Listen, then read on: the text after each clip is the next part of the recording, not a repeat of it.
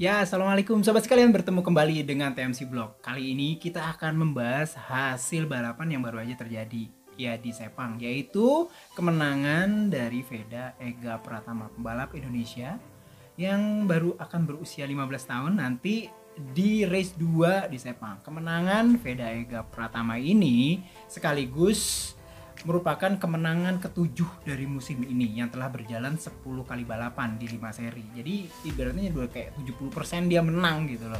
Nah, kemenangan ketujuh dari pembalap dengan nomor start 7, anaknya dari pembalap Indonesia juga zaman dulu, yaitu Sudarmono, yaitu Momon, itu menghasilkan Veda akhirnya menyegel gelar juara Asia Talent Cup 2023 dan dia menjadi pembalap Indonesia pertama nih yang berhasil menjadi juara Asia Talent Cup. Aduh, saya sendiri sih kayak kemarin tuh kayak haru jingkrak-jingkrak ketika melihat balapan race 2 sendiri yang dimenangkan oleh Veda. Bagaimana enggak gitu loh. Saya jadi inget ketika Asia Talent Cup itu pertama kali digulirkan tahun 2014.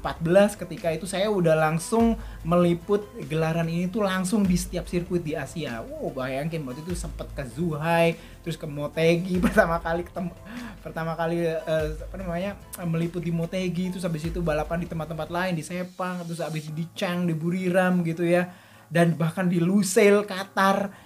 Ketika itu bahkan aduh ceritanya banyak banget ya. Ketika itu di tahun pertama itu Indonesia itu wakilnya tuh Willy Hammer masih, terus habis itu lanjut tahun-tahun berikutnya ada Gary Salim, ada Adi Gilang, terus habis itu ada kayak Deo, almarhum Afriza, terus habis itu Mario Aji, Adenanta, Irfan Ardiansa, sampai terakhir nih baru nih Indonesia akhirnya menjadi juara Asia Talent Cup untuk pertama kalinya. Udah lama banget ya, bisa bayangin dari 2014, 14, 15, 16, 17, 18, 19, 20, 21, 2022, 23. Gila, baru di musim ke-10 Indonesia akhirnya berhasil menjadi berhasil menempatkan pembalap mudanya sebagai juara Asia Talent Cup. Luar biasa. Tapi memang performa dari Veda Ega Pratama ini memang luar biasa di 2023 ini ya. Dan sebenarnya sih kalau saya sih melihatnya mulai dari 2022 lalu itu sebenarnya luar biasa sih Veda. Juga menang air di Mandalika di seri pertama ATC Mandalika tahun lalu gitu ya, dimana tahun lalu itu 2022 itu yang jadi juara Asia Talent Cup itu pembalap Malaysia yaitu Hakim Danis kayak gitu. Nah, pertanyaannya adalah tahun 2024 ini kemana Veda Ega Pratama? Ini banyak banget pertanyaan yang hadir ke saya, teman-teman dari Instagram, dari Twitter tuh nanyain ke saya, kira-kira kemana nih? Bisa langsung naik Moto3 nggak nih? Bisa masuk Junior GP nggak nih? Nah, karena kita bahas kemana kira-kira Veda Ega Pratama. Jadi kalau menurut saya ya, pertama itu mesti kita lihat bahwa umur dulu. Ya, tanggal 23 November 2023 nanti, Veda Ega Pratama itu baru ulang tahun ke-15 tahun. Nah, pertanyaannya adalah kemana tahun depan? Akan sangat bergantung pada regulasi umur minimum dari setiap kejuaraan balap nih. Terutama kayak misalkan beberapa tahun terakhir kan kita tahu balapan di dunia ini punya yang namanya regulasi umur minimum. Kayak misalkan ya, mulai 2023 ke depan ini semua yang masuk ke balapan Grand Prix baik itu Moto3, Moto2 ya, itu minimal itu umurnya harus 18.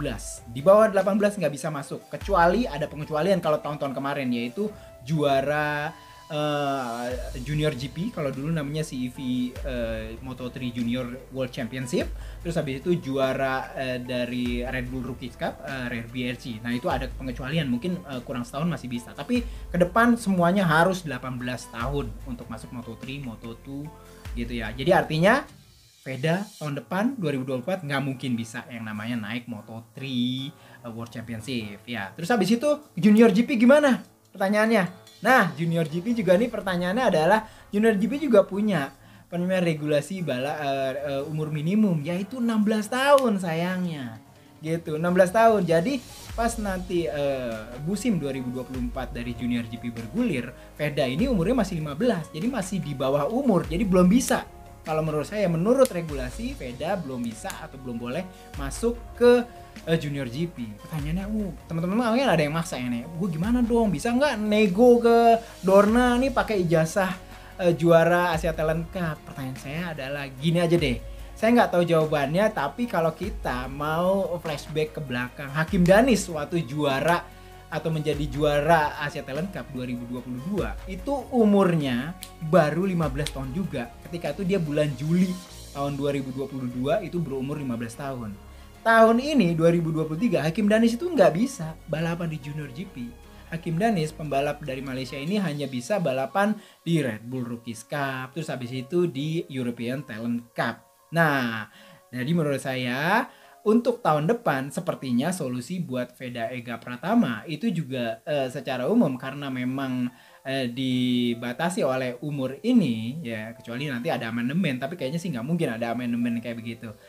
Veda Ega Pratama ini mungkin hanya bisa pertama balapan di Red Bull Rookie Cup. Ya, karena memang balapan dari Red Bull Rookies Cup itu memiliki regulasi minimum umur itu 15 tahun, teman-teman sekalian. Jadi 15 tahun dan Veda udah pasti masuk kalau nanti di RBRC 2024. Nah, tapi ya gimana ya, namanya juga RBRC pakai KTM sementara dia under Honda. Jadi memang secara umum kita nggak akan lihat bagaimana Astra Honda akan bisa menginformasikan hasil-hasil balapan Veda di RBSI gitu. Sama seperti kayak misalkan balapan-balapan yang telah dilakukan oleh Andi Gilang ke belakang, Gary Salim, Mario Aji, Arbi gitu ya.